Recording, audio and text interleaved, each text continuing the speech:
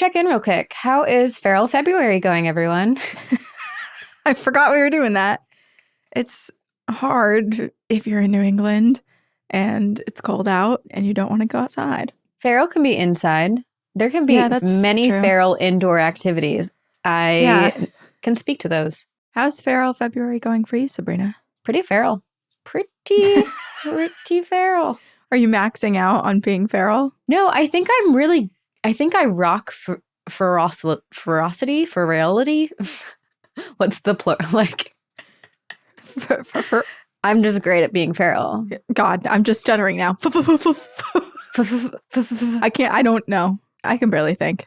That's okay. Your brain is being kept very warm by your adorable beanie. I'm freezing. You're so cute. My ears hurt because I have like my blue light glasses touching my ears, my hat, and then my headphones. So at some point, I'll probably strip all of my clothes off as a result and be like, fuck this. Get naked. Get naked. You know, before we did YouTube, there were naked recordings. There were so many. Now that we're on video, it's like we really just got to get a hold of our body temperatures. And by we, I mean me. Also, hi. Welcome to our show. This is Two Girls, One Ghost. Two Girls, One Ghost. And we are your ghostesses. That is Corinne. Hello. I am Sabrina. If you're just catching up with us, Feral February is the new dry January. It's where you do whatever the fuck you want. Yeah, it's the opposite of dry January. Dry January insinuates that you have some sort of self-control. Mm-hmm. And Feral February is just letting your freak flag fly. Yeah. There's no rules.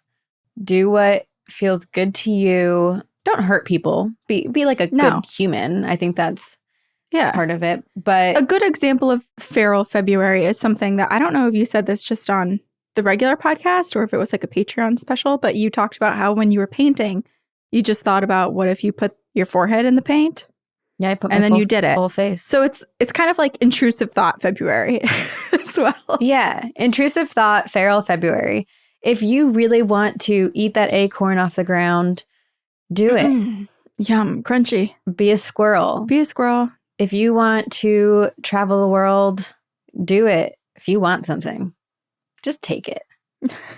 Take life by its big old titties. Milk it, baby. I'm here with my Harry Styles mug. Oh, it's so cute. To get comfortable and tell you some updates. Please get cozy, or maybe go be feral and listen to us tell you about part of our Feral February is reading fairy smut. Oh, yeah, fairy smut. So we are doing on Patreon, we have quarterly book club, and we are reading A Court of Thorns and Roses, which is by Sarah J. Maas. And we are going to have our discussion of just the first book on March 3rd at 4 p.m. Pacific, 7 p.m. Eastern. We'll post about it on Patreon. There will be a link. But if you're a Patreon member, you can join us for that conversation. I'm sure there are plenty of you out there who have read the entire series or have gotten a jump start on books 2, 3. I just started book 2 because I couldn't wait. You did. I almost bought the full series the other day when I went to one of my favorite bookstores, which is in the North End. I Am Books. But so fun. I didn't because I still have to read the first one. But I really like our book club. It's so fun. So we'll discuss this book. I think our next book, we won't continue with the series, but I think we can privately, and by privately, I mean like on Patreon, still all continue with the series. We have like a discussion thread. But the next book club, if you're not into the fairy smut, you can still join for the fun discussion and then help us pick our next book, which we always do at the end of that meeting. Yeah. Meeting. It's so formal. It's a book club meeting. It is formal. To me, very formal. It also feels so personal, too, because I was even talking to Brian the other day and I was like, there are people that we just see every week, whether it be at Campfire Stories or these various meetings. And I was referencing people, and not to call out Litha, but Litha, I was talking about you and your home projects and things going on in your life. And then he was like, who is Litha? And I was like, oh, one of my friends. I was like, wait a second. We know so much about everybody. We do. On those that I start talking about people's personal lives to people around me. And so I'm sorry that I know so much about all of you, but it is really fun to all get together. To be fair, they know a lot about us. They know That's true. that now it's even. You have a salami nipple. So, and if you're lucky, I'll give you a little sneak peek. No, I won't. I really want to see. I'm curious to see what it looks like. They're dark. It's like cured meat. I will show you. Okay, the last update we have is a couple encounters ago in the new year, or the beginning of the year, we mentioned The Glamorous Ghost, which is the Perry Mason novel, and we were talking about reading it on Patreon and all this stuff. That was before I knew that Corinne was pregnant. So Corinne, I could tell, was like, little does she know how much work we're about to do. So yeah, I was like, we're going to be recording 10 episodes every single week. Every to be able week. To continue, because while we've referenced, I think before, maybe in a future episode too, because we've been recording so much, but I will be on maternity leave, but that means absolutely nothing for the podcast because we are doing all the work now to make sure that all of the episodes still come out and it's life as usual for all of you. Yes. So because of that, we are not going to be recording Perry Mason novel, but also it's really sexist and like super outdated. If you want an update, I'll read it and tell you what happens. You can also watch the Apple TV series, but there is a surprise that I am planning for Corinne and for all of you on Patreon when Corinne is on maternity leave. And so that will be coming in the summer. And that's all I'll say about that. For me, but I'll be gone. Mm-hmm. I'm intrigued. Good. I like to intrigue you. Will you intrigue us?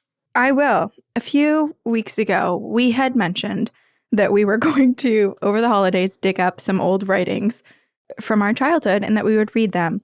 I found none of my... This is follow through February, too. This is follow through February. As we just told you that we're not going to follow through with the other thing, but we'll follow through with this.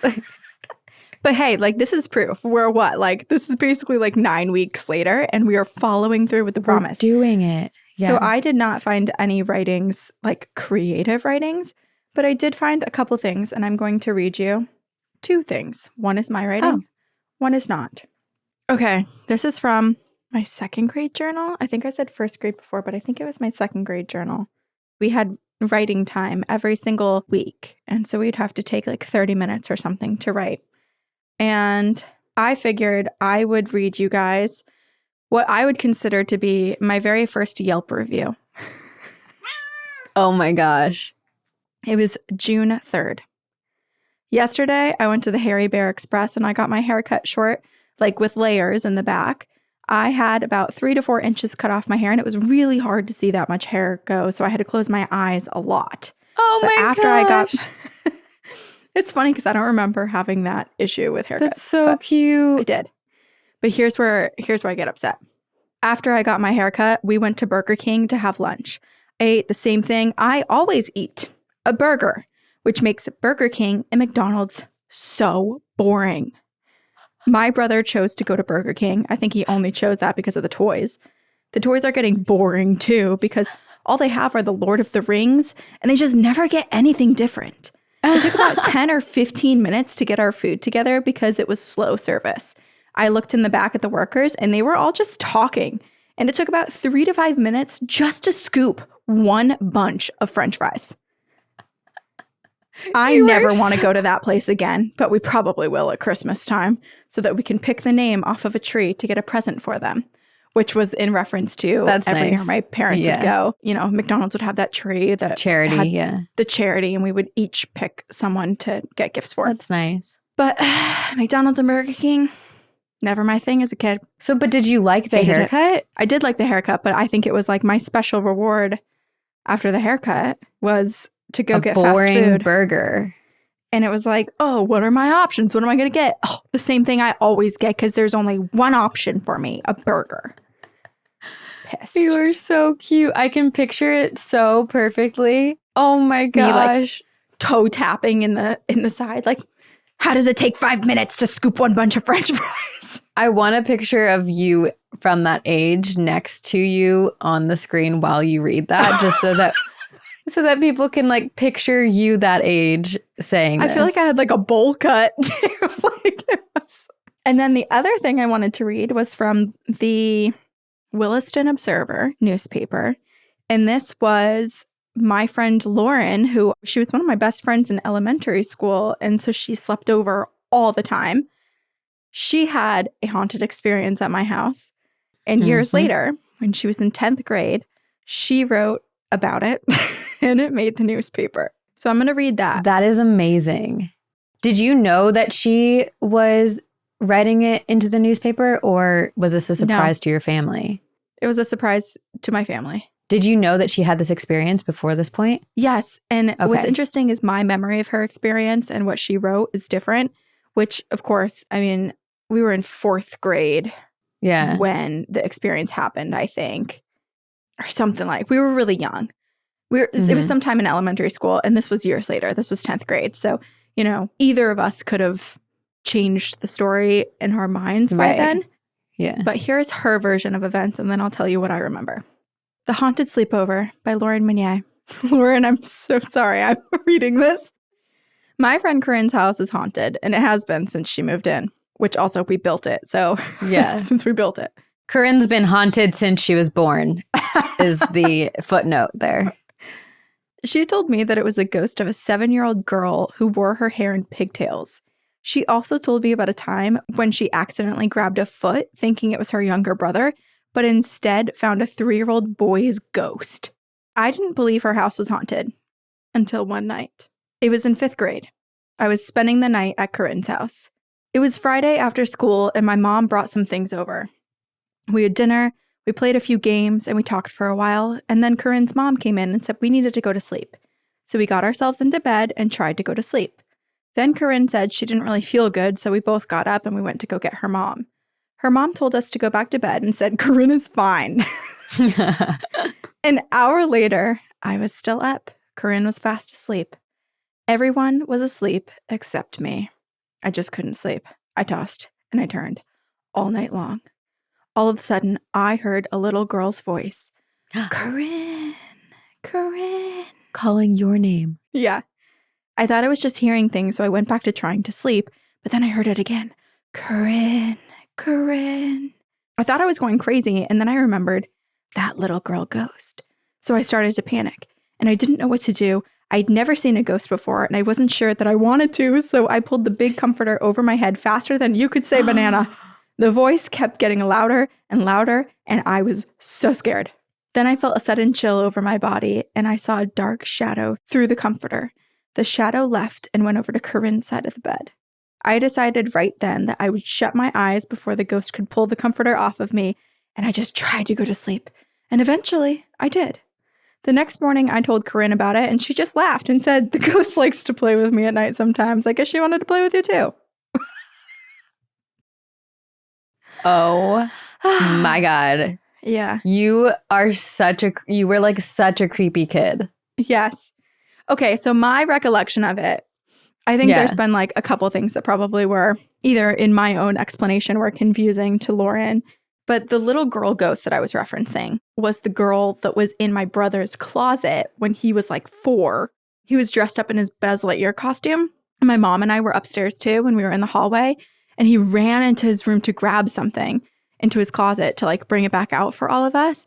Mm-hmm. And there was a girl hovering, and she had her hands. She was like going like, humana. Like, I don't know. I didn't see it, but like she was like humming or like making some sort of vibrating noise with her mouth. And I believe that's the girl that I was referencing to Lauren. Did she have pigtails? I don't remember the pigtail detail. Maybe my brother does. But however I had explained it to her, it must have been just however Christian had explained it to me at the time. Yeah.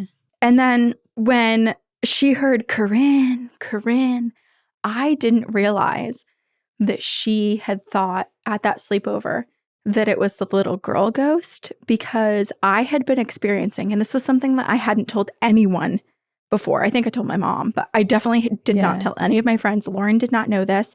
And Lauren experiencing this was like, holy shit, I'm not imagining things. Which is funny that in the morning I played it off like, ha ha ha. It was really, I was like, brain blast.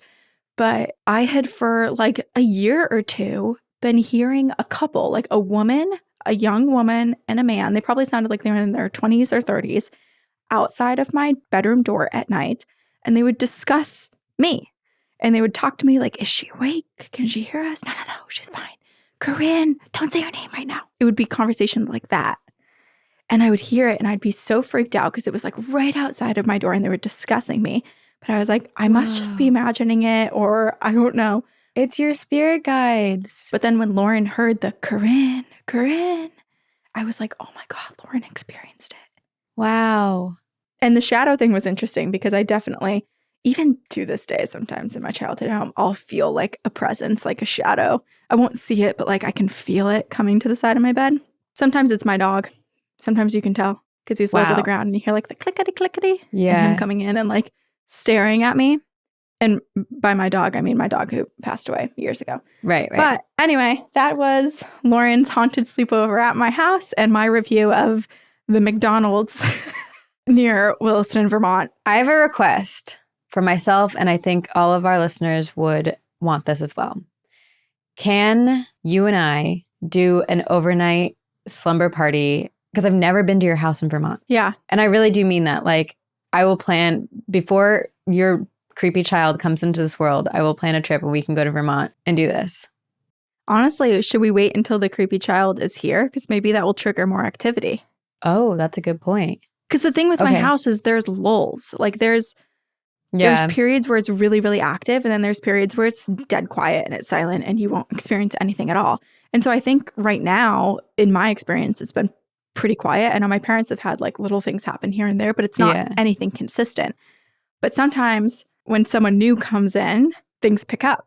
Okay. Well, we just have to do it because I know you're saying that your parents might be moving at some point in the future. And in the next few years, yeah. If anyone wants to buy my old haunted house, I'll let you know when it goes on the market. My bucket list is to visit this house and stay the night there. So. Okay. Yeah, and if anyone wants to house swap with my parents, they're looking to move to, I think, the Portsmouth, New Hampshire, like Seacoast area, which is where my mom's from and where half my family is. Also, can we just admire how cute Leia is right now? Just sleeping, just having a good time. Being cuddly. Lounging. She looks so soft. So comfy. Cute. I love her. Although I wore all black, and so I will be covered in her hair. Yeah. But this will be great. She'll get to relax to your own voice because you're telling us a story this week. I am. And I did wear all black in honor of my story today. Okay. Because in honor of Feral February and 2024 being the year of the witch, I chose to cover an icon, a hero, a witch. This woman we're about to talk to is a ferocious feral female. The triple threat, the triple F. The ultimate compliment. Yeah, and I've literally wrote, I say it with the utmost love and respect because I feel like some people could be like, oh, that's mean to say someone's like feral. But like, no, like this is a story about someone who was ostracized, misunderstood, and despite all of that, defied all social norms and refused to diminish herself for the comfort of others. Good. Someone that we should look up to, maybe. This is the legend of Hanna Cranna, a.k.a. Hanna Cranna, the witch of Monroe, Connecticut. Connecticut? So close. I always just assume stories like this are from the UK, from like the 1400s or something. So, okay, as a disclaimer, it's really difficult to find any information that goes deeper into the history of Hanna, her birth, or any actual records aside from a gravestone that exists in Connecticut. So most of which I'm about to share with you can't actually be verified as fact, but is absolutely delightful. And unlike most stories of witches in American history and in New England history around this time, which ended in false accusation and executions, this ends and leaves you, or it left me, a little pickled vegetable and craving a pet rooster. What in the world did you just say? It left you a little pickled vegetable. If I were to go back 10 seconds and relive a feral moment, I would say it left me a pickled vegetable and craving a cock. Honestly, the part that I'm most confused about is the pickled vegetable. Oh, I just love pickled vegetables, and I think it would be delightful to be pickled. Like, you know, instead of being tickled, I'm pickled. It's just like a way to bring up that you love pickled vegetables, just writing like a weird things in your research. So I'm like, wait, what is that? And you're like, oh, by the way, I love pickled I vegetables. love pickled vegetables. I'll mark that in my notes for gifts for Sabrina. Pickled vegetables. Okay. I know there are plenty of people out there who love getting like flowers and roses and stuff as gifts. I don't. I actually think it's one of my least favorite things. And I think it's sweet. It's a nice gesture, but I really don't like it because they die and they smell really bad. If you're going to get me flowers, get me a plant that I can like continue to cultivate and let it live. Yeah. Or get me eucalyptus because I love like dried eucalyptus, but I'm not a flower gal. Not a flower gal. Get me a book or pickled vegetables. Brian's Valentine's Day tradition for me is he gets me a plant, like an indoor house so plant. Nice. And then half the time they live, half the time they die. I think I told you this, but growing up at my house, my parents like got us all a tree and we planted a tree in our backyard. Oh, yes. Yes. And I like the idea of like planting a tree for the new life. I'm pretty sure mine died. I agree. Everyone that I've told this thinks I'm crazy, but I'm going to attempt to keep my placenta and then I want to bury it in my backyard. Oh, okay. And put a blueberry bush on top of it. Wait, I love that. Why is that weird? Well, I don't think I've told people that part. People still think that anything with placentas can be weird. But I also was telling everyone I was just going to sling it over a tree branch and let it dry out like fruit leather. So, listen, you could do weirder things. You could do like Mary Shelley did and wrap your lover's heart in your desk drawer. So it doesn't matter what I'm going to do with it, okay? Like, I just need it. Do whatever. It's your placenta. It's the baby's, I think. But like you grew it. True. And now it's going to grow blueberries that I'm going to feed to everybody. What's your secret? I'll sell one placenta blueberry on OnlyFans for $100 a pop. Wow. That's actually brilliant. Okay. Anyway, why am I like tearing up? Back to Hanna Cranna. Hanna Cranna. Once again, leaving me a pickled vegetable and craving I know I said cock earlier, but it's a pet rooster. The night was struck by a storm. The wind carried whispers, secrets, and terrors. It wailed through the small town of Monroe, Connecticut, and proved treacherous and vile. The townspeople sought shelter in their humble, modest homes. The rain pounded the hearth, extinguishing red-hot flames. They were no match, and no match would light a fire. All they could do was huddle beneath blankets, hope their roofs held up, and pray morning wouldn't bring any morning. When they woke, the skies were blue, the sun was bright, and all was all right. But they should have known not to trust it. The tides turned ever so quickly. A man was dead. Captain Joseph Hovey was discovered at the bottom of a steep cliff, his neck askew. Did the honorable late seaman take a fatal fall? Or was he pushed, murdered at the hands of an old shrew? Also, I feel like now is a good time for me to address. For some reason, when I first heard of Hanna Cranna, and this was like months ago, I was going to do this last year. Mm-hmm. My brain was like racking itself for memory of a nursery rhyme or like a schoolyard rhyme that we used to say about Hanna Cranna, similar to Lizzie Borden. Oh, really? I swear I know it. Like I can hear it in my head. I can hear like the beats and the rhythm of it. Yeah. And I cannot, like, truly, there is part of me that is convinced that Hanna Cranna and myself are experiencing some type of Mandela effect because I'm convinced there was one. So that is why I wrote that whole beginning thing kind of like in a poetic-y, rhymey Yeah, in a rhymey way. Because I was trying to satiate this like, it feels like there's an ice cream scoop taken out of my brain because it's missing. I have no clue what you're talking about. Someone so out it's not there, ringing a if bell? it does exist, no, not at all. And I tried looking. This is the first time I've ever heard Hanna Cranna's name. Okay. And regionally, we're not too far away from each other for where we grew up. So, right. I don't know. Maybe someone else knows. Maybe it is a Mandela effect thing. I don't know. If anyone knows the Hanna Cranna nursery rhyme, please tell me. Are you thinking of like the Hanna Nana, Bonana, Banana Nana, Fofana? No. Okay. It's like the Lizzie Borden one. It was like a kind Jump of violent, song. Morbid, but like witchy type of thing. Anyway, if anyone can find it, I will be so thrilled. And if not, please, anyone, if you would like to submit a Hanna Cranna riddle rhyme poem to us after this, please do. We'll post them on our social medias and maybe. But you have to record it in the voice notes so that we have your voice doing the beat, the rhythm. With the beat. Everyone rap and send us Everyone your rap. Anyway, it's like truly I thought like by the time that I finished researching that like that feeling would go away, but it has not. So did you ask ChatGPT? Because I feel like that scrubs all of the internet. I did not ask ChatGPT, but I asked everything. Like I truly scoured the internet and it doesn't exist. Very interesting. Like it causes like a physical pain. Anyway. Oh my God. Back to the shrew. So Captain Joseph Hovey was found dead and the townspeople were like, this is strange. How did this man go from atop the hill to down below, his neck cracked and his soul no mo? That didn't really rhyme. I was trying to rhyme and then I was like. So his death left his wife Hannah a widow, but she was not alone because she was kept company by her trusty companion, a big old cock, old Boreas, her rooster. Oh my gosh. I love it. It's like Moana. Yeah, you love to reference Moana.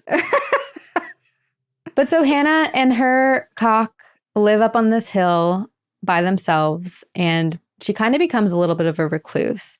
And rumors begin. Chatter begins. The legends begin. So as I said, there's not much known about Hannah prior to the death of her husband, Captain Joseph Hovey. And there's hardly even anything really known about her at all. There's just this legend about her. So the legend goes that Hannah initiated herself into witchcraft following the mysterious death of her husband. Because her husband's death remained a mystery. People were like, some people say that she became a witch afterwards. Some people say that she was always a witch and that her husband was a drunk, or that she just like was bored of him. And so she hexed him and caused him to, in this like stupor daze during a stormy night, truly just walk off the cliff. Oh, wow. It is sometime in the late 1700s. Hannah is now widowed, stowed away atop the summit of Hevelin Hill, and she was not seen for weeks. Maybe even months, until one evening, two men were driving along the hill when they spotted a woman, her hair wild, eyes crazed, standing in a swamp, staring at them, wearing a long gown. Fiona? Is that you? It was Hannah. And there's some discrepancy here. In one of the articles, it said she was wearing like a white gown. And that someone, with legends, like someone was like, it was her wedding gown. But then other people say that once her husband died, she only ever was seen wearing black, which is why I'm wearing black today. But I don't know why that would be weird, because I feel like it was common practice as widows to wear black. So, and also it's like they weren't just freely dyeing different garments left and right. With various colors. Like the majority of clothing were the neutrals. Right. I guess the weird part is that it's the middle of the night. She's standing kind of scarily looking in a swamp, staring at these men as they're driving up the hill. And these men fled frightened. Oh, I love her. In the months that followed, she was only seen a couple times. She became a recluse, living at the top of her hill, kept company only by her rooster, who, after Joseph's demise, apparently only crowed at the witching hour at midnight every single night. Oh, what a sweet little cock. Mm-hmm. Even the name of her crow insinuated Hannah was a witch because... Oh, it was a crow. In my mind, it was still a rooster. It is a rooster. I'm confused. It's like doing the like crowing, calling, and what's it called? Okay. Barnyard facts. I don't know. It was cock-a-doodle-doing. It was cock-a-doodling. Anyway, instead of sunrise, as most roosters would do, this rooster would only do it at midnight, every night. So it's like this haunting noise emanating from the top of the hill where there's this like recluse woman who's widowed, wearing all black, and potentially caused the death of her husband. Which is also like, why is it alerting her or just like responding to something every single day at midnight? So the rumors that started to spiral was that Hanna was performing like satanic rituals at that time. And that was like the beginning of her rituals. And the name of her rooster, Old Boreas, and I might be saying that wrong, but it was named after a purple-winged Greek god of the north wind and winter. So it's really interesting that she has a pet named after like a pagan god. Another check mark for, is this woman a witch? Poor pagans. Yeah. But this rooster was her familiar. And this, like the story of her and her rooster, like it is so beautiful. It's very tragic, but beautiful and sad. And I'll tell you at the end. But so Hanna is racking up witchcraft suspicions. Like she's checking all the boxes. Her husband died mysteriously. She's now a recluse with a pet cock who I have to say it. It's, I don't know. I'm 10. I'm feral. We can call Boreas Rue. Little Rue. Rue. That's cute. Rue. And I'm going to put this in quotes because I think it's just like a vile misinterpretation of this woman. She had a cantankerous personality, meaning that she was like a shrew.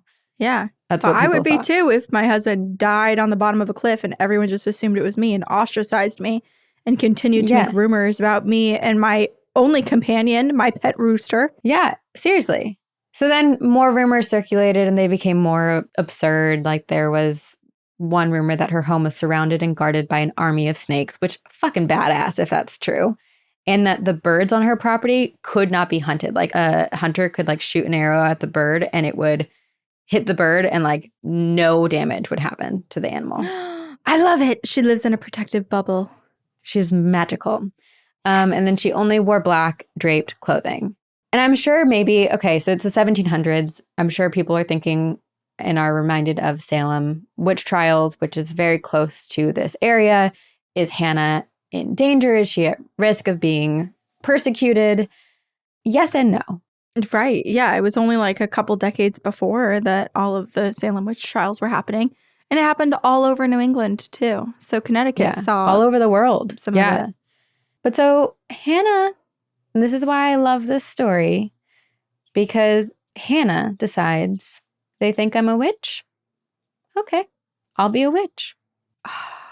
Brilliant. And she outwitched their witchy wishes. Befriend a witch, you'll reap many rewards. Betray thy witch, and so many sorrows. This is Hanna Cranna, the Witch of Monroe, Connecticut. People gonna pay. Then it begins. Hanna embraces her witchiness. When she does go into town, doesn't even bother to comb her hair. She has this massive grin. But I will preface this. She is from what I understand, she's a very kind human. Like, yeah. She just, if people are going to be mean to her, she's going to be like, okay, you get what you get. I picture Moira Rose from The Crows Have Eyes, the croning. Yeah, kind of like that. Crows are following her. Yeah, looking a bit feral, you know? You know what's really interesting is that The Birds, the Hitchcock movie, has no music in it. It doesn't? And it is such an incredible movie. There's no music. Are there any dead silent parts or is it just... I've never seen it. Is it just like the sounds of the birds? Like there's no... You know how like I feel like with horror movies, the music adds so much to the horror element. Yeah. And even like any movies, like music is such a powerful component. The Birds has no music.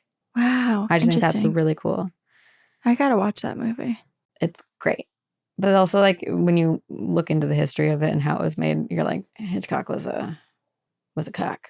Looney Tunes. Okay, so there are a couple of legends that have really kind of transcended time when it comes to Hanna Cranna and the witchcraft practices that she practiced. So I'm going to share a couple. So it is said that there was a neighboring farmer who had a large crop of potatoes one season. He was thrilled. He was like, hell yeah, I get to pickle potatoes. I don't know. Mashed, fried, definitely better French fries than McDonald's. Oh, yeah. Don't. But one morning, Hanna wakes up to find the farmer's cow destroying her garden. And the farmer comes to retrieve the cow and is kind of like really rude to Hanna and doesn't really apologize and laughs. I need details on how the cow destroyed because I understand that it probably was just eating the crops. But my very first imagery in my mind was the cow just like doing a little jig, like stomp, stomp, stomp, like out of spite and staring at her, making dead eye contact. Yeah. But it was probably just eating it, right? I think it was eating things. It probably did a little stomp, stomp, stomp.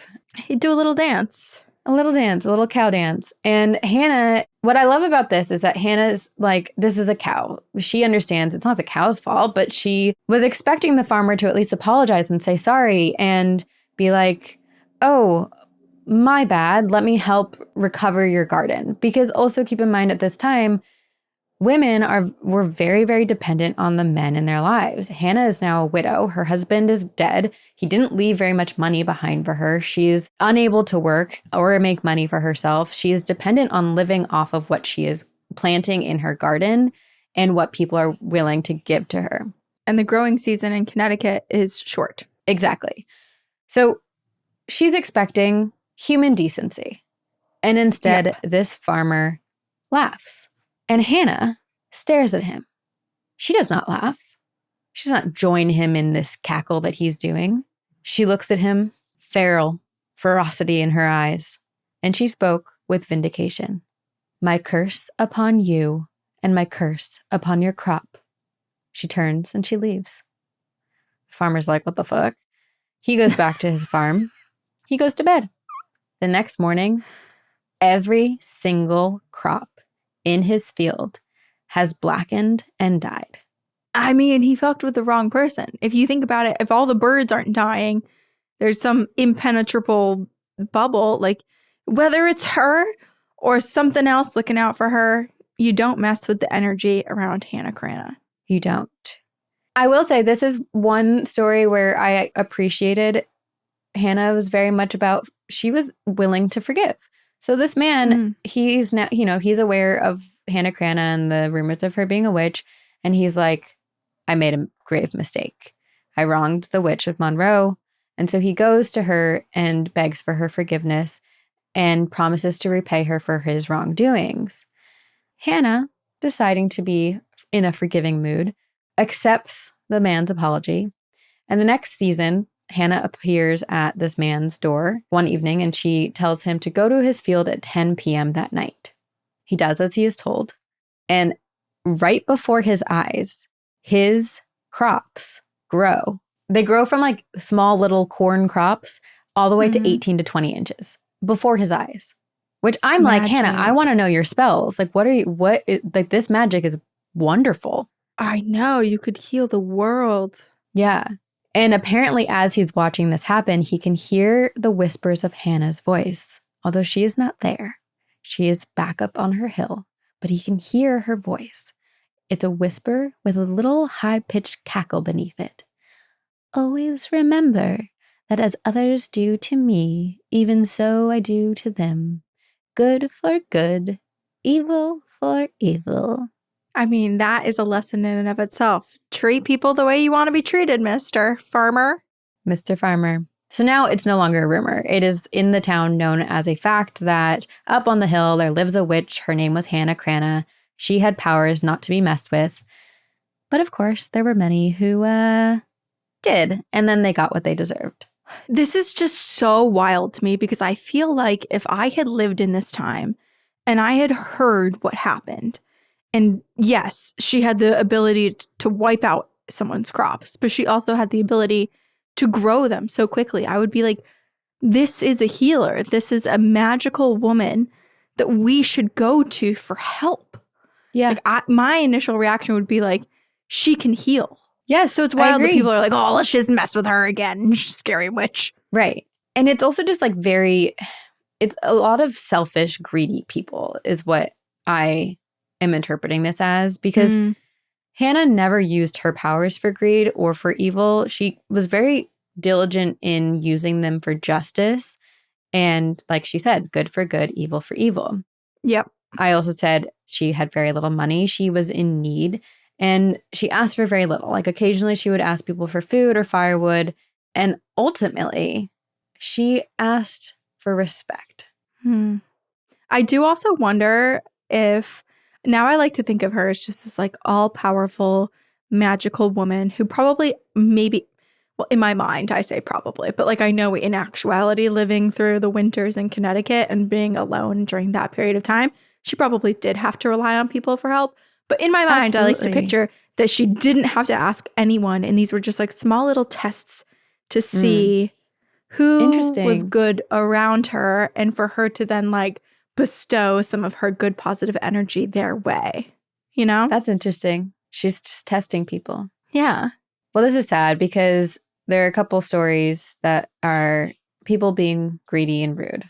So prior to the death of her husband, Hanna was known by the community and the neighbors. I'm not necessarily sure how welcomed she was. Like she still might have been a little bit more on her own, but she was known. And then afterwards, now in need, they just completely cut her out. So she one afternoon visits a neighbor who loves baking, and she's really well known around the town for baking delicious pies. Hanna goes over and asks if she could part with just one pie.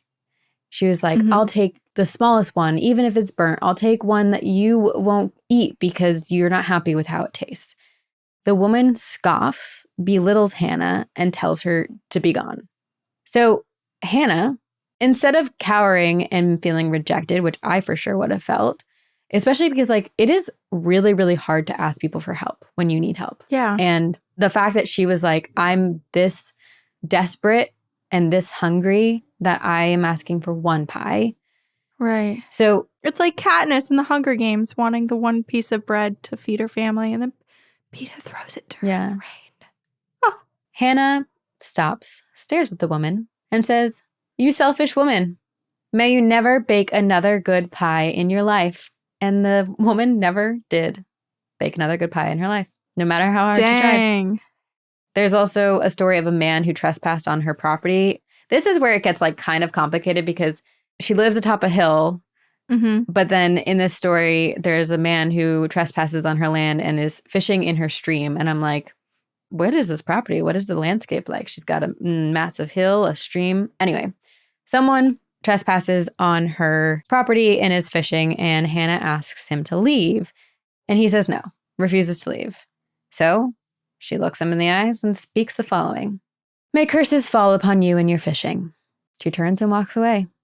The man never caught another fish in his life. She's so powerful. She says one sentence and just for that person's lifetime, they're cursed with her 7 words. And it's also what I appreciate about her is that clearly she's so powerful. She could wreak some major havoc. Like she could fuck some shit up. But she's like, you know what? I asked you for one thing. You didn't do it. I'm going to be very, very specific in what I am cursing you. Right. Because it's like, okay, well, is fishing on my property the most important thing to you? Apparently in this moment it is. So I'm going to make sure that you don't come back here and fish again. Yeah. And you won't because you'll never catch a fish again. So why would you come here? Bye-bye. She also was very giving. So there was a really harsh summer one year where there was no rainfall and the drought was very threatening to the harvest of crops, which would affect the entire community. And there was one farmer who did seek Hanna's help. Very kind of like you were saying, like this person was like, I acknowledge the power of this woman. I know that she can help me. So a farmer goes up to Hanna and asks if she would help him. He's like, I'll give you anything in return. And Hanna says, I don't need anything in return. Because you asked, I shall give you what you want. She says, by sundown on the morrow, your wish shall be granted. The next day, a heavy rain soaked the earth and made the farmer's land bountiful. So there are a lot of tales similar to this. Again, they're all very similar in nature, where if someone was rude to her, she would kind of curse them very specifically in that way. Or if someone was kind to her, she would bless them with like a good, happy gift. It's really interesting just to go back to like the fact that she was pagan and just the fear of paganism sometimes at that time, and then how it has lent itself to Christianity or not really lent itself, but, Christianity has taken aspects of paganism. It's interesting that, like, this is a description of Hanna Cranna where she can do so much good, but she can also do so much evil. And there are such big parallels between that and, having been raised Catholic, like, one day Jesus can heal you and cure your eyesight, and the next day God will pluck your eyes out. Like, yeah. Well, they're extremes. There are extremes, but it's kind of like Hanna has her moral code where it's good for good, evil for evil. And when we talked to Fio, too, Fio was like, witches curse. And there are people who deserve to be cursed, to be taught a lesson or to stand up for other people or themselves, Yeah. So she continued to live by her moral code, good for good, evil for evil, and kept mostly to herself, living in her house atop a hill, more at peace at home by herself with her old rooster, Old Boreas. And as his name may hint at, Old Boreas was old. Sweet little old rooster. And what is it not crowed? Honestly, I have no idea. You're probably right. Let me look it up. Okay. You're absolutely right. It's called crow and crowing. Okay. And they also will crow at 3 a.m. It says your rooster may mistake a bright light for dawn and start crowing because he thinks it's dawn. Interesting. So don't shine a flashlight near a rooster because they're too dumb. Or confused little roosters. So Old Boreas crowed his final crow in late December 1859, taking his last little dinosaur breath in the arms of his bestest companion and friend, Hanna. It is said that she cried throughout the night, replacing the familiar crows of Old Boreas from midnight all the way through the morning, that people through the town heard Hanna crying. She buried him that night, breaks my heart, digging for him a grave in the center of her garden, laying him to rest beneath the starry night. She wrapped him in cloth, lit candles, and said goodbye to her dearest familiar. A beautiful funeral, a beautiful send-off. And this is even more beautiful because when morning came, Hanna no longer cried. She found a neighbor and spoke very clearly with a lot of knowing. I now will soon depart this life. And she had a few simple requests. My coffin must be carried by hand to the graveyard, and I must not be buried before sundown. She died the very next day.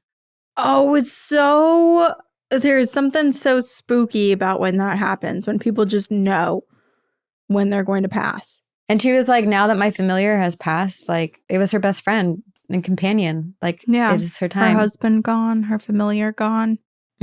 So she died, and she gave very, simple-ish instructions as to how she would like to be buried and how she'd like her body to be taken care of. And again, there's some like different versions and variations of the story, but some say that there was a snowstorm that made it really difficult to like carry her casket down. But then given how the community treated her, like I very much believe that they were like, we're not going to hand carry her casket. We're going to do this the easiest way possible. But instead of hand carrying her casket to the graveyard like she had asked, they strapped her to a horse-drawn sled.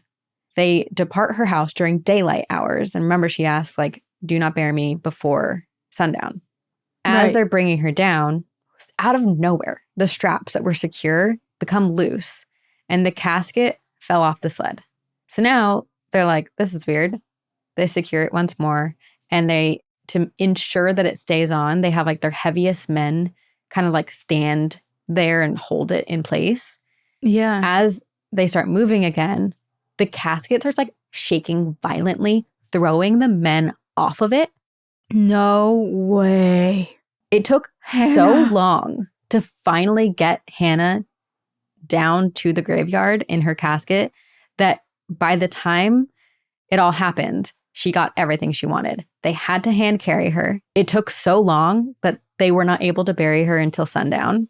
So despite asking for all of these things, and despite the townspeople refusing to honor them, Hanna made sure she got what she wanted. Good. I'm glad.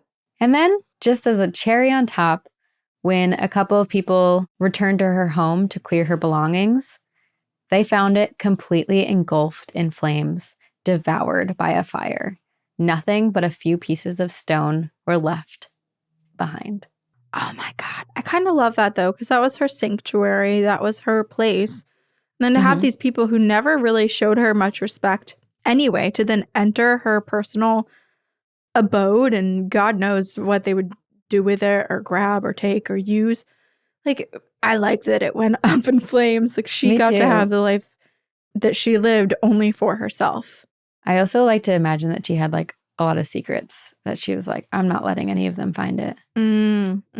Like her grimoire was in there. The power of being a witch. Hanna was buried in what is Gregory's Four Corners burial ground at Spring Hill Road. Her grave still exists. What I love is that people so often bother themselves with how to make a grand entrance. But I want to take a page out of Hanna's book. Hanna Cranna knew how to make an elaborate departure. Yes, she did. Her reputation lives on, and it's safe to say that she is a badass witch who took no shit. She asked for very little and demanded respect. But here is the part of this episode that maybe we can have some discussions, because if she made such an impact in this town of Monroe, wouldn't there be more documented details of her life? And wouldn't we know more than just these legends? Is it just like a bunch of hocus pocus? Because there is part of me that's like, okay, this could be some type of story spurned by the Salem witch trials. You know, there's just like another version of it 100 years later that some people start saying.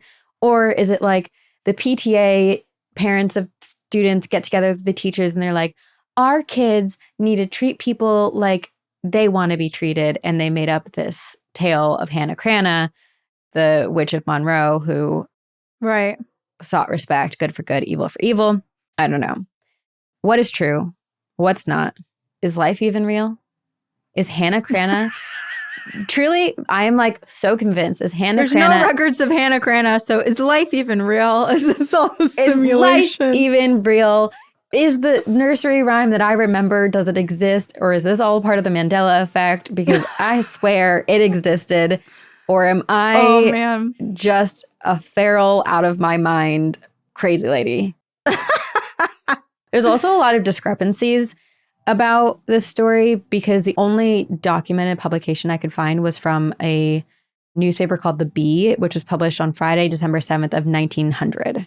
So it's old. It's an older article, and it does say many years ago, so many that only one or two of the oldest current inhabitants of the town ever saw her. In the house on the hill lived Hanna Cranna. So basically indicating that she was alive sometime between the late 1700s and early 1800s. But this article from the 1900s states that she was married to an alcoholic named Silas Cranna, and that Hanna ushered in her initiation to witchcraft by murdering him in a startlingly novel and sensational manner. This article tells the story as like people saw her push her husband off the cliff. Whoa. But there's a picture I'll put in the YouTube video of this newspaper article. It does have a lot of similarities to the stories that are now on the internet today, but there are like small details that are just like different enough where you're like, okay, it's a game of telephone.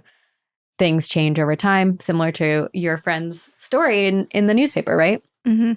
But the biggest difference is the name of her husband, Silas Cranna, or Captain Joseph Hovey. Who was Captain Joseph? And so there's a gravestone at Gregory's Four Corners burial ground at Spring Hill Road. It reads Hanna Cranna, 1783 to 1859/60, wife of Captain Joseph Hovey. The gravestone, I'll put a picture right here. It appears newer than you would expect. Not too new, but not like old. And there might be a ghostly reason for that. But is her last name Hovey or Cranna? If you ask the internet, people would say it's Hovey, and that was her married name, but that Cranna was her like witch name, either given to her by the people because it rhymes, or that she adopted herself, because Cranna is Scottish for rocky place. And it was said that right next to Hannah's home, there was this large, massive rock that kind of had this chip out of it that looked like a footprint of a hoof, like almost like Satan's hoof. And people said that she would do her rituals and like call upon Satan right by this rock. Oh. So did they name her Hanna Cranna because of that?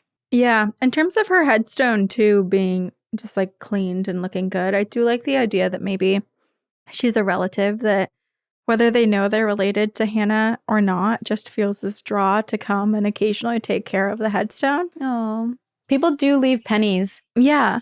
Like my friend Allison, who lives in Marblehead, she's from Alabama, and she had this big draw to Marblehead, lived there, and felt so at peace and so like fulfilled with life. And was just like, everything feels easier. Everything feels like I've been here for a long time. She recently did an Ancestry.com like genealogy. It turns out they have a shit ton of relatives that all lived here. So she's No gone way. and visited all of their graves. That's so beautiful. Not all of them, but she's been tracking down their graves. No indication prior, like her and her family members had no clue, but it was centuries back that she had She felt ton it. of ancestors in this area, and she felt it. That is so cool. It makes me wonder if someone maybe related to Hanna Cranna is experiencing something similar. That's a beautiful story. There is another possibility, which I'll share in just a minute. But to wrap up Hanna and like if she really exists and having any evidence, so because I couldn't find any like records about Hanna, like there's no records of when she was born or where she was born or anything. I was like, okay, what about Captain Joseph Hovey? I did find a record of a Joseph Hovey who was born in Ipswich, Massachusetts, which we went to the little castle up there. The little castle? You mean the giant Crane estate? The massive, beautiful castle. 1800s Italianate mansion on rolling hills looking over Crane Beach. Yes. So this Joseph Hovey was born in 1653, but he also married a woman named Hanna. Together they had 7 children and died in the late 1600s. But the only thing is that this is far too close both in physical proximity and in date proximity to Salem witch trials, which took place in 1692 in Salem. So there's a possibility that maybe Hanna Hovey, this one, was like somehow involved in the Salem witch trials stories, and like the story got manipulated in some way. Like obviously we know she's not a big part of the Salem witch trials that we know of, but like she was around in that time. Is there something that she wrote that got passed down through family and then was found in Monroe, Connecticut? I don't know, but I just thought that was an interesting possibility. Or there's another possibility that Hannah's husband did die and people began to accuse her of being a witch. And I love to think that she was like, yeah, fuck all of you. I am a witch and I'm going to do whatever I want. And I'm going to stay up on my hill with my beautiful cock and I'm going to curse you when you don't give me pies. And don't worry, because I've got a cock. I'm good. I also, Jesus Christ, I also like the idea that maybe she never was a witch in the beginning, but that everybody's energy that they were directing towards her supercharged her. And so she's living life on the hill, and her and her little rooster, Hey, is the name of the rooster in Moana. What's his name? Boreas? Old Boreas. Old Boreas. That like they're just looking at each other, and it is like a Disney movie, and they're like, oh my God, what's this tingling in my palms? Oh my God, why is my tomato growing 3 times the size in 1 hour? Yeah. And they're just there together, like whispering and figuring out her magic as people continue to think and like send energy and thoughts her way. She's just like powering up. It's like creating a haunting. The community created a witch, and she was like, oh, yes. Whoa, this is cool. But yeah, I like to think that she embraced this and she was like, you know what? I'm just going to take this on and I'm not going to let people mess with me. But okay, it's interesting. I finished my research last night and then I was going to bed and this came up on my feed. I love this account called We the Urban. I post them a lot on my story. They just share a lot of like, not sure who needs to hear this type of thing. This came up last night before I was going to bed. Not sure who needs to hear this, but you are not responsible for the negative perceptions others create about you in their minds. Don't let their fiction become your truth or your burden to carry.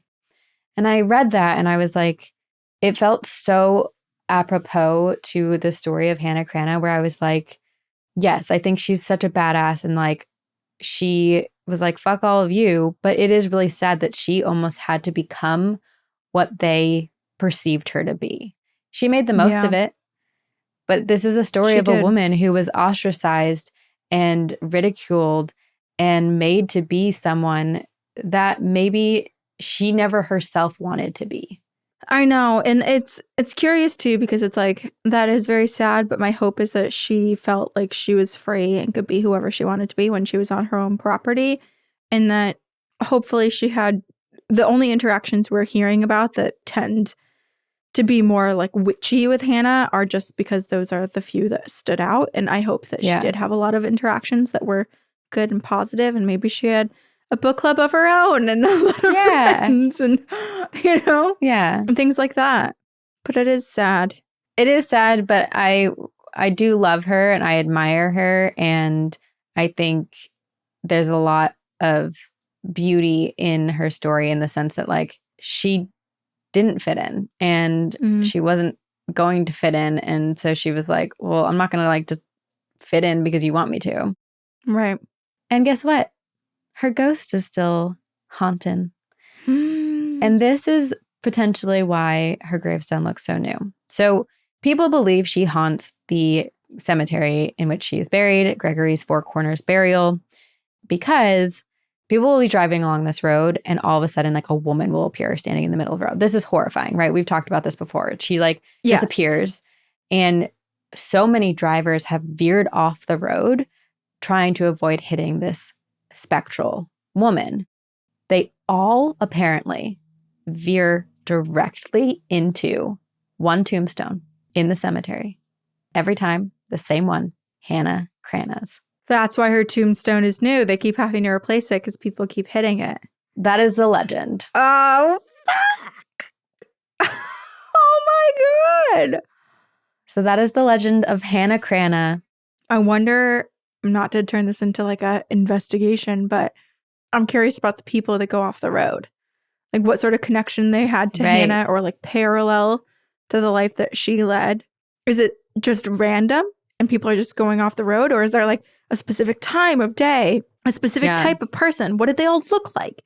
Do they all look the same? Like, I'm trying to figure out the MO here. I'm curious. I couldn't find specifics about it, but I like to think that she's targeting specific people. Like she's still good for good, evil for eviling. I hope so too. I hope no one is truly harmed in those incidents. But no. And if any of you want to just come up with a Hanna Cranna rhyme, please do, because I just need one. Sabrina's begging you. And I feel like this story is like ripe for a rhyme.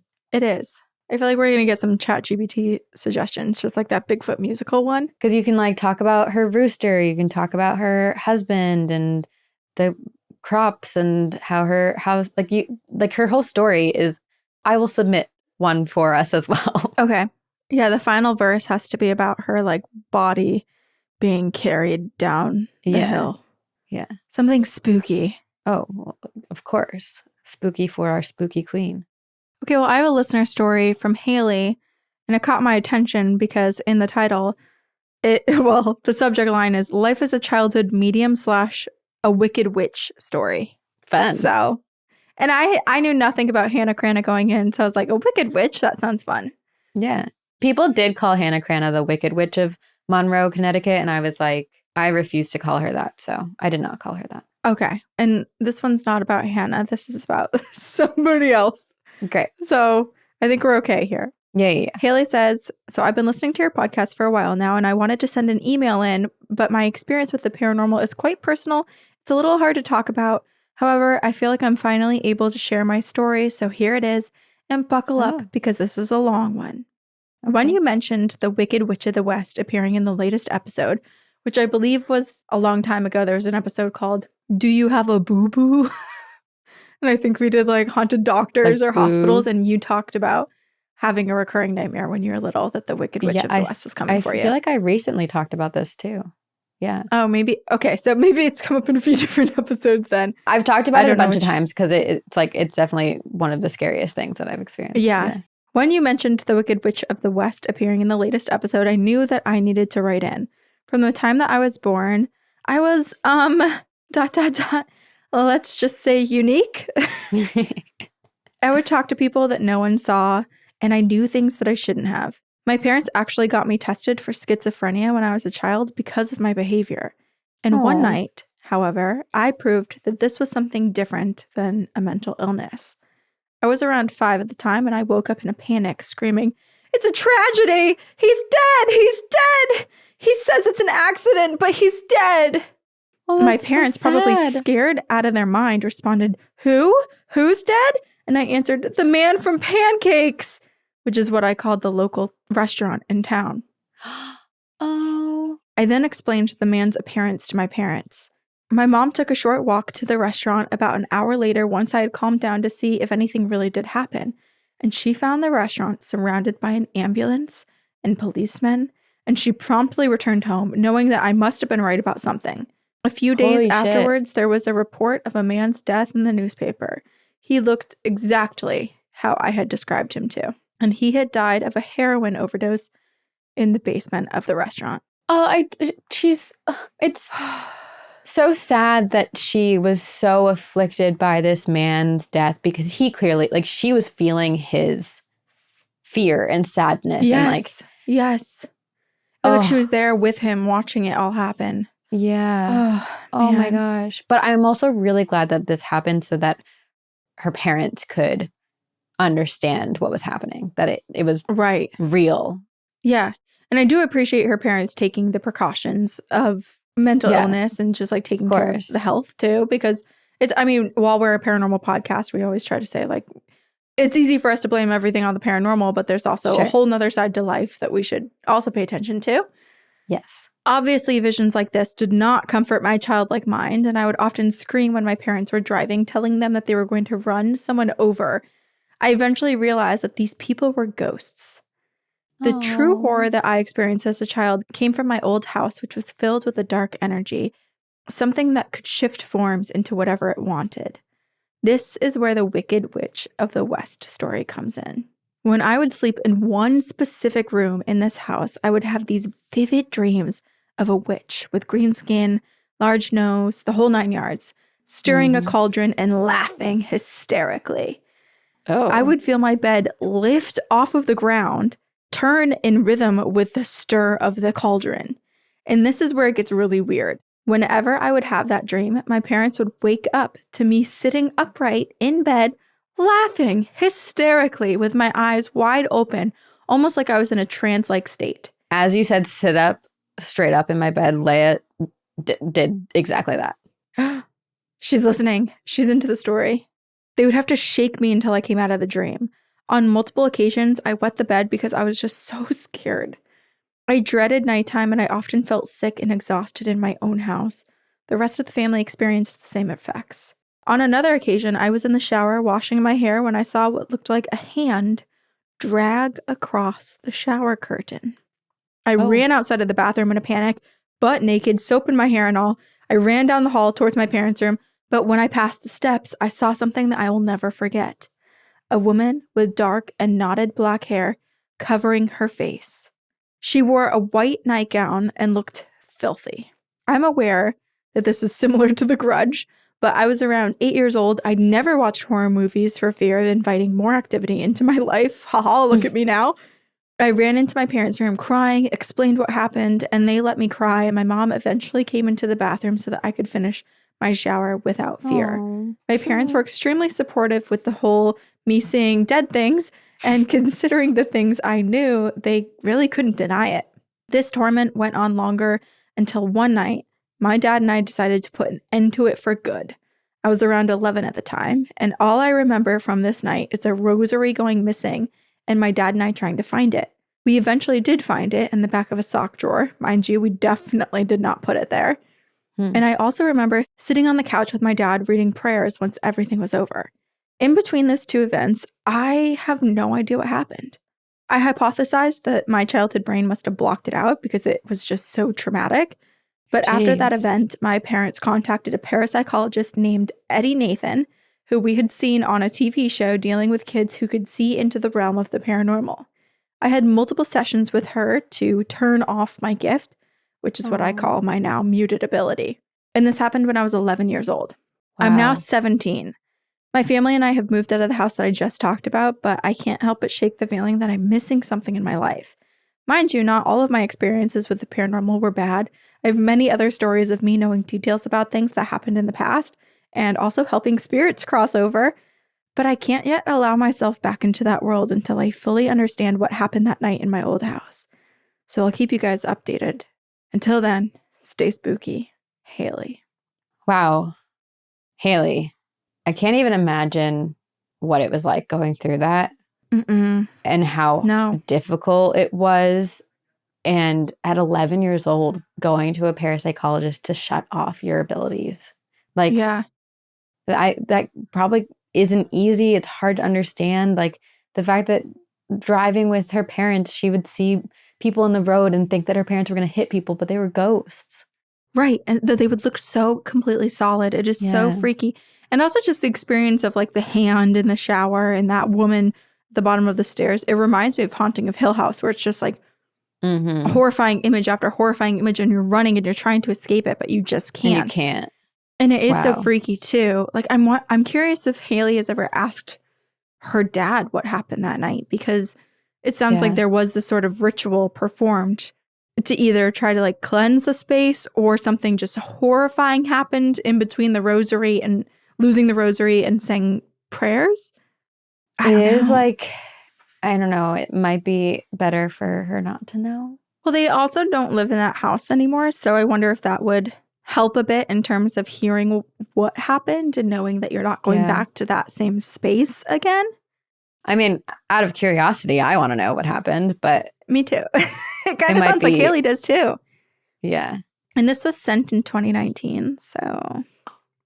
Haley, happy 21st or almost 21st? Almost 21st. Wow. I hope you're still with us, like listening. And also with us. You better be alive and listening. Well, to all of you who are listening, please send us your ghost stories, your witch stories, and your rhymes for Hanna Cranna, and also how you're celebrating Feral February. We'd love to know. There's a variety of ways to support us. The first would be to tell everybody about us. It's a pyramid scheme.